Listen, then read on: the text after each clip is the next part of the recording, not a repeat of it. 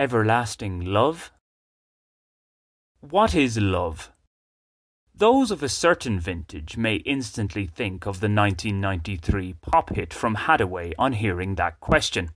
It does, though, go back a little further. It has troubled the minds of our greatest thinkers through the ages. Some believe in soulmates, that there is a matching partner out there for each one of us, and in finding that match, we'll discover true love. The more scientifically minded amongst us are somewhat sceptical of such a view. If we all do have a soulmate, going by the number of broken or very troubled relationships, it would appear most have failed to find the one. Fair enough, it's not the case that a soulmate relationship must be free from conflict and hardship. Now that would be truly delving into the realms of fantasy.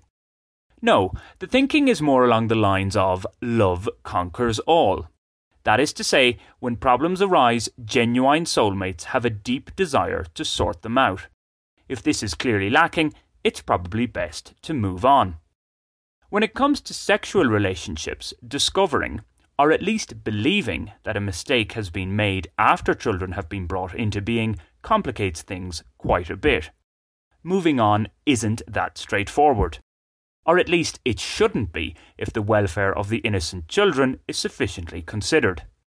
This welfare is particularly important when we're talking about pre-adolescent children.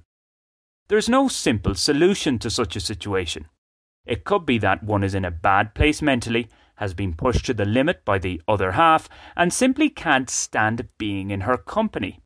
Yet, just walking away from it all is one of the last options for the caring parent.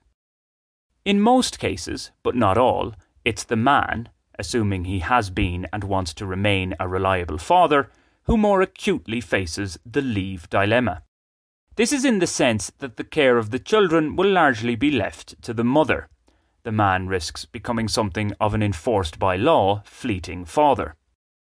Whatever the circumstances and fallout, there is a school of thought that blames today's more promiscuous society and an associated toxic individualism for the destruction of the traditional family unit.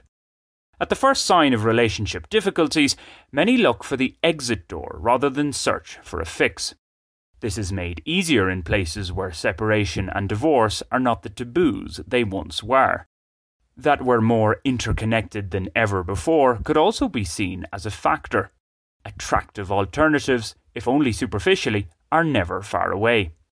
In such an environment, the concept of true love and soulmates seems far-fetched.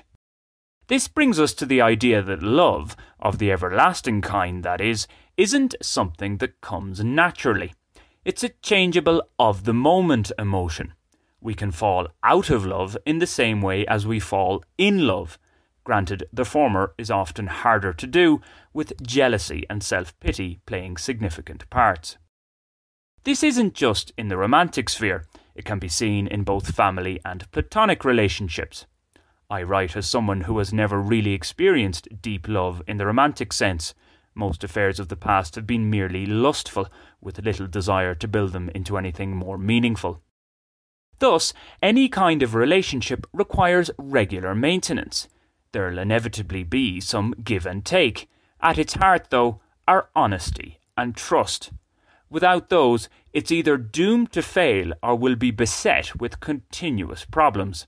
Indeed, it would be better for all concerned if it were the former. So, what is love? When it comes to romantic relationships specifically, I'm not exactly an authority on the matter. Nonetheless, what I can proffer, and like most things in life, is that it is something that requires care and attention. It might appear to come rather easily, but it's sure to go even more easily without giving it the devotion it deserves. Alas, on this front, we are often more aware of the shortcomings of others than our own.